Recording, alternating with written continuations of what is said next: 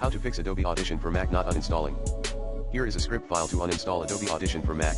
#bin/bash echo uninstalling Adobe Audition #kill any running instances of Adobe Audition sudo kill f Adobe Audition #remove Adobe Audition application file sudo rmrf/application/Adobe Audition CC 2022 #remove Adobe Audition preferences and settings sudo rmrf/library/application support/Adobe/Audition sudo rmrf/user/$ whoami /library/application support/Adobe/Audition sudo rmrf/user/$ whoami /library/preferences/com.adobe.Audition.plist sudo rmrf/user/$ whoami /library/caches/com.adobe.Audition.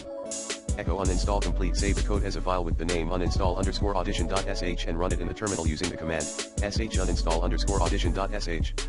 Note that this script is specific to Adobe Audition CC 2022. If you have a different version installed, you may need to modify the file paths accordingly. For starters, use the recommended Clean My Mac X in this video guide.